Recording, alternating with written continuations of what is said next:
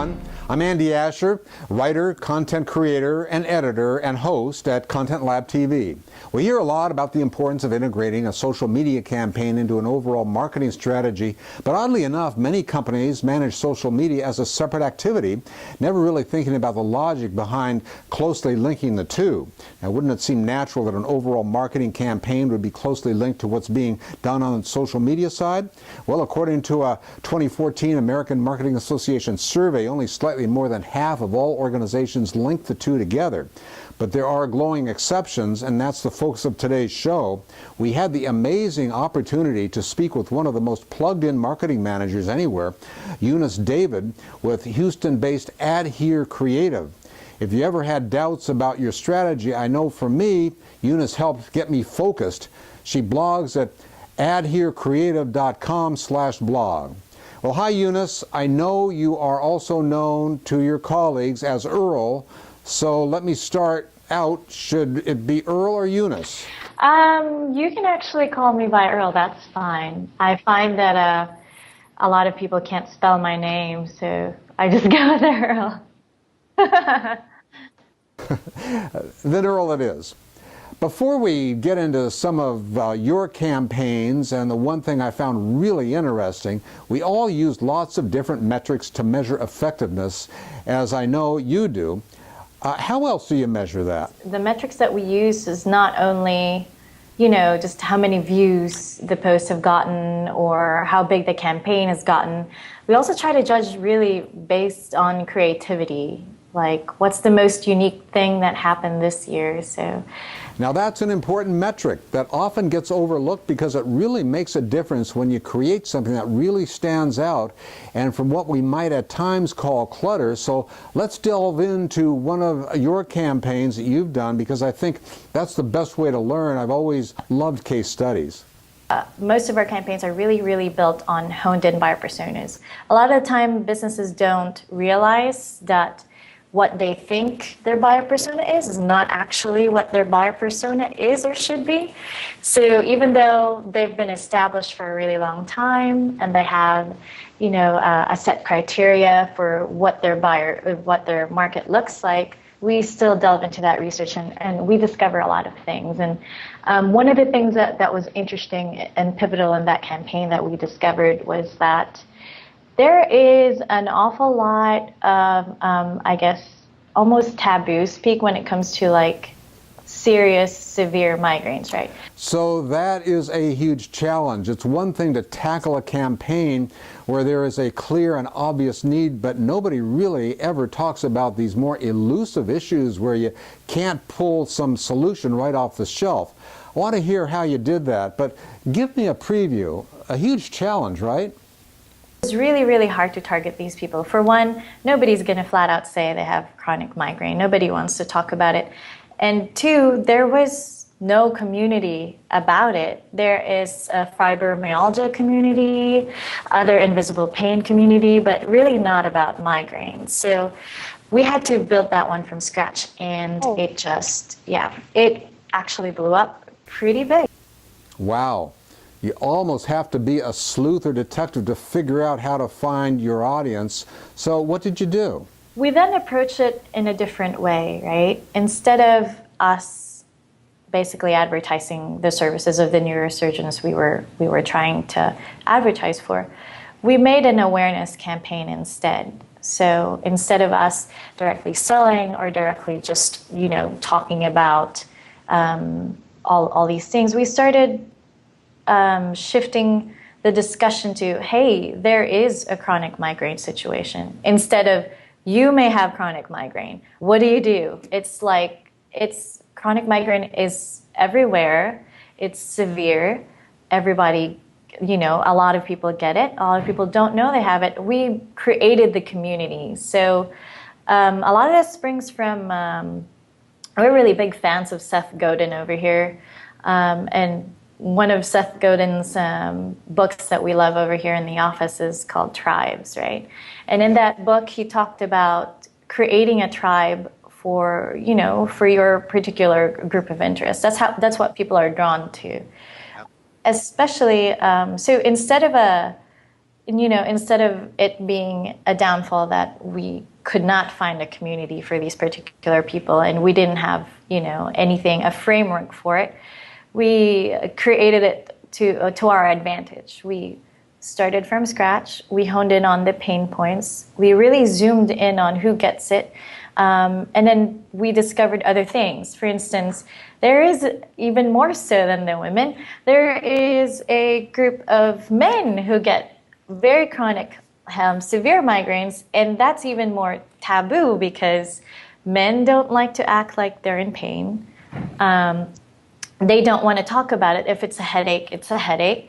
And some of these, they don't realize are very serious situations, right? It's caused by a nerve in your spine, and it gets severe and severe, and it drives people to the brink because they can't talk about it and they feel like they have no way out.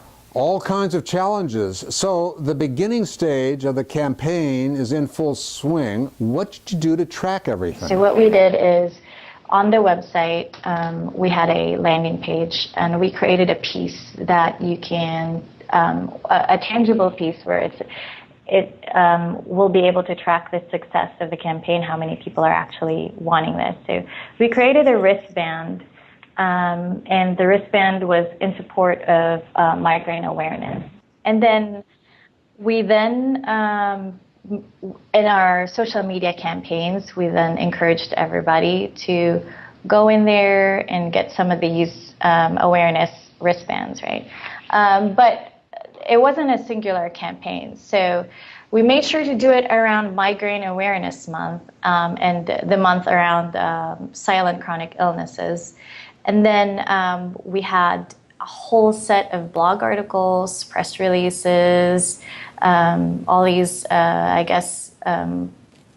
queries in the news that we actively sought. And we did it over a couple of months, and surprisingly, within 3 months, we had over 10,000 people asking for this.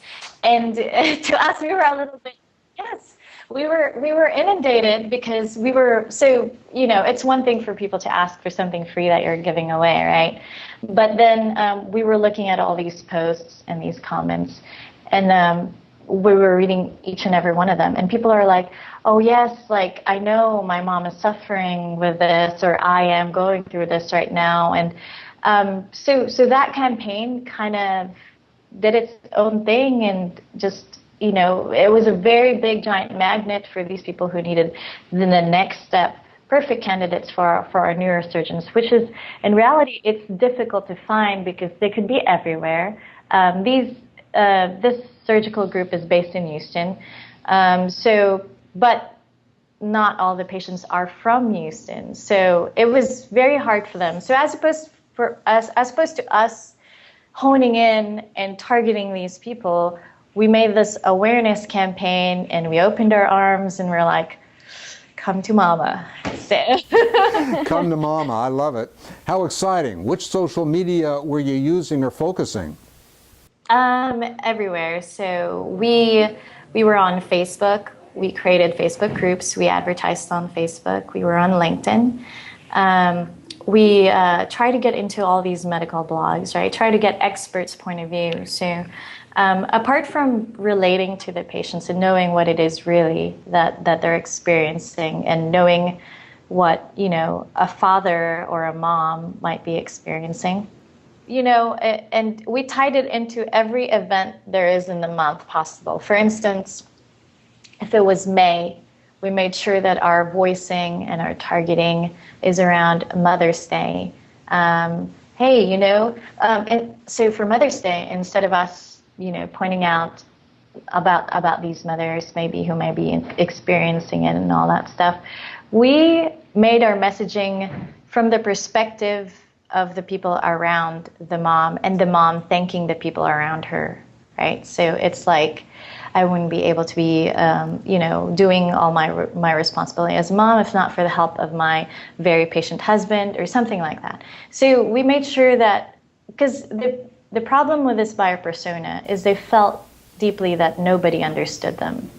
Now that's such an important realization. Earl, briefly step us through some of the pieces of the campaign. Right, so we had a couple of pieces, right? So first was the awareness campaign. And then it led them back to the bracelet, which which led them to the site. And the site had a lot of downloadable pieces, right? More information on how to deal with certain things, such as, if how to tell if you're ready for surgery, which is one thing that people have to self-identify that and help us figure out too who are the buyer personas. So if they downloaded it, they are probably interested, right? They probably have tried several things. So then we would have a workflow for those people who downloaded certain pieces. For pieces like, how do I know if I'm right for the surgery? We have a particular workflow for that. And then another particular workflow for something like, does my insurance cover this surgery? Or how do I work with the paperwork and all that stuff? So obviously, when somebody downloads that versus if I'm qualified or not, we're aware that patient might be closer to what we need for neurosurgeons. So it might be a good conversion for us. So then we make sure at that point that the workflow involves some sort of person from the clinics reaching out. It sounds like organization was a key ingredient. So you're juggling a lot of social media. What do you use to manage all of that? So we use HubSpot over here, and all of our workflows are automated.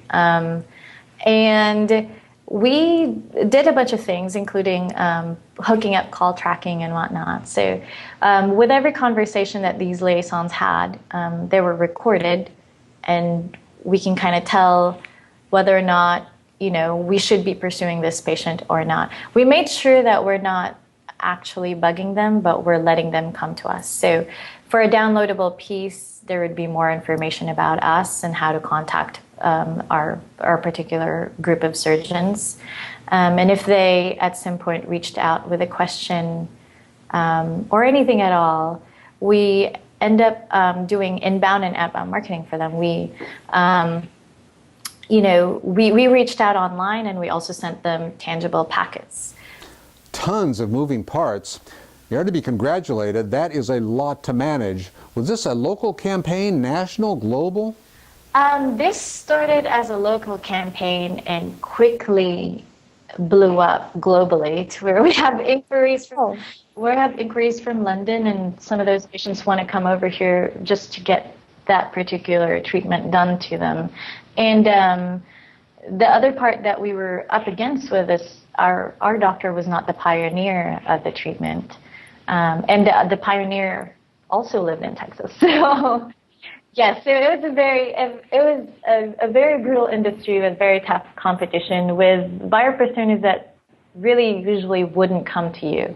So social media enable us to just let the people come to the doctor as opposed to, because by the time you go to a neurosurgeon, you've had several checkups with different doctors, and usually that's a referral point. So we were trying to go outside of that usual referral point and get people that we usually wouldn't be able to. So. I've always been a stickler at making a point to respond promptly to comments and tweets, but how do you manage that with such a large campaign and so many moving parts? So we definitely always responded within probably 2 minutes at the latest. All of us here, we make sure that all of our social media accounts are integrated to our phones. We use Sprout Social for them. And we made sure too that, so obviously we're the marketing side, and there are some questions that we can't answer. That would be more for a doctor or for their experts. So for that particular area, we quickly realized that doctors and their offices are not the most responsive when it comes to social media.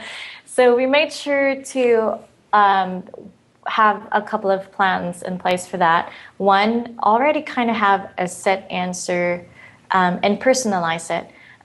For something like an insurance question or something about the condition that the doctor would answer, but we can standardize somehow and put in some personalization on that, and that would be our responses. And for the other ones where we just absolutely have no idea, for instance, they're more specific. Hey, I had like 3 headaches within the last month, and I did this, and I took this medicine. Is this okay? We then call the doctor's office. We obviously they get the workflow back, but we want to make sure that they're answered as soon as possible. So we call them. We have a liaison in place, and the liaison is trained from our end, which is a different thing, right? So usually between businesses and us, there is no one person who can answer everything or is trained. Usually they would be trained the way that business trains them and not for our purpose. And that's what we kind of constantly battle with, because when we need something, we usually do business-to-business clients, and these business-to-business clients don't understand sometimes if they're too big of an organization to care about something like social media. So we make sure that before we set up campaigns with clients, we bring them in first and foremost, wherever they are. We have clients from all around the world, and we have a road mapping session with them. And within those, we define what the rules are and what we expect. So it's like a two-way street. For our campaigns to be successful, we definitely encourage our clients to give us what we need. That's so important in getting a collaborative relationship started. Then, of course, there's developing the entire working relationship. After all, many things about today's marketing strategy is new for a lot of companies. Once we kind of really start building the trust factor first, and make sure first they kind of start out with, okay, we'll have all these social media stuff we need from you, and usually they're not comfortable, or some of them don't even have Facebook. Some of them don't think Twitter or LinkedIn is important, and we're like, no, you have to have it. You know, these days you have to have it.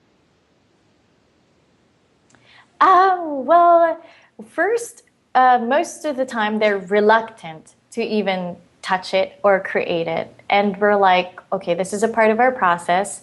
We'll have to make these social assets for you. What you can do is you can answer it if you're not comfortable with us responding to it.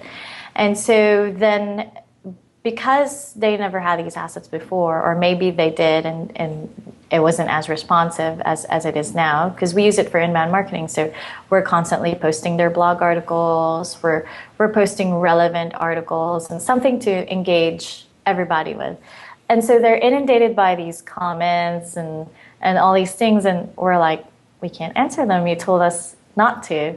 And so they quickly realized that this is important. For instance, we had a client that did, I guess, the HDPE pipes, right? And we were setting up a Twitter account for them, which they did not sanction. They totally didn't like the fact that they were going to have a Twitter. They're like, well, we're like, look, if you want to be a leader, a thought leader in your industry, you're going to have a platform out there to say what you need to say. It's not about sitting back and, letting people just start the conversation. You kind of have to, if you want to be a leader, you have to lead, So that is such a great message. But once an organization gets it, I think they are really on the way. You're so right. Really what it comes down to is engagement, right? These days you just can't have a company and be quiet and sit back. You have to start the conversation with your audience, and you definitely have to respond. So something like, if you want to lead your industry, you have to be constantly putting out content there that's valuable. So that's first and foremost, right? If you want to have a voice, or even people paying attention to you at all, you have to put content that's valuable. Now, that content doesn't mean anything unless you're sharing it with would-be prospects, right? So in your social media, you have two groups. You have people already in tune with your company and are following you, and prospects, really, that are coming across you. So if you don't take advantage of that, you're really losing out, because I'm pretty sure most of your competitors are doing it. And if not, then you should be the first one doing it. So putting out great quality content should be at the top of your game, and definitely consistently sharing them. If I have one piece of advice, it's consistency, really. So if you're constantly posting what your blog articles are, if you're creating all these helpful ebooks and you're sharing them, maybe through LinkedIn, SlideShare, Facebook. Once in a while, we also encourage throwing in some Facebook ad money for things that you want to share, or LinkedIn, depending on what it is.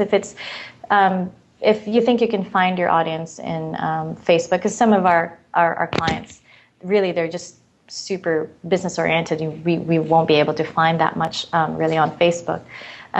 We do consistently, probably once a month, we would throw something valuable, an ebook or a guide, and we would push it out with a little bit of money. And that's the thing to take into account when you're creating content. Don't think of your content as a one piece, a one and done thing, and then the next day is another topic. When you build these out, it will really help you if you create it as a campaign. So let's say you have one particular topic X. Maybe you can do a topic X ebook. Maybe that topic X ebook can have 5 different topic X blog articles attached to it. Maybe that including a guide, a checklist, a SlideShare presentation, all these other things that can help people out. And the one thing that businesses should never ever be scared about is actually saying something valuable, sharing your knowledge, your expertise. That's not really something that you should be worried about in this day and age. Information is out there and everywhere. If somebody really wanted to do it themselves, they will. That's not going to stop them from doing it. That is such a great message, but once an organization gets it, I think they are really on the way. You're so right.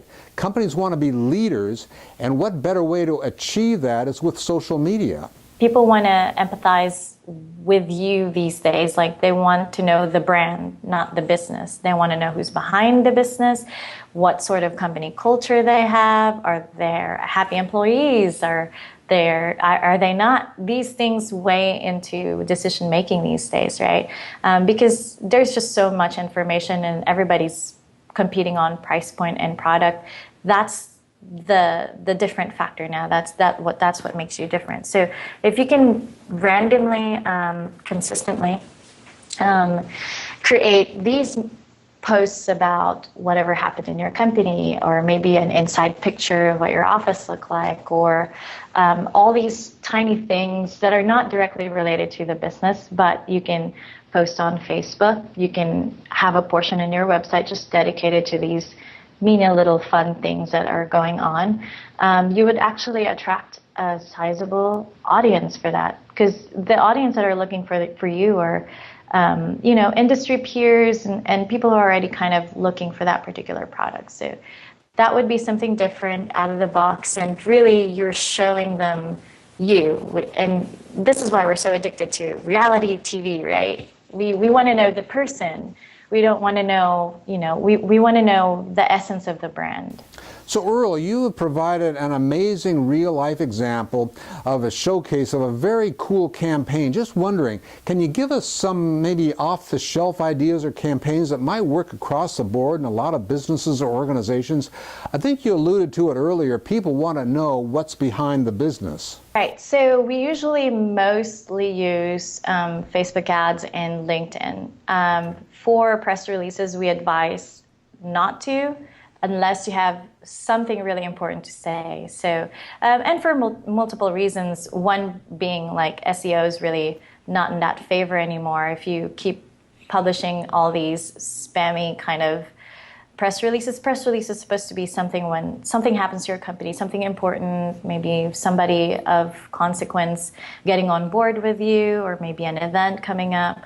Other than that, we really don't recommend, pushing out these blog articles or these other random engagement things in there. We do encourage something in between, I guess, a formal news and a company culture thing.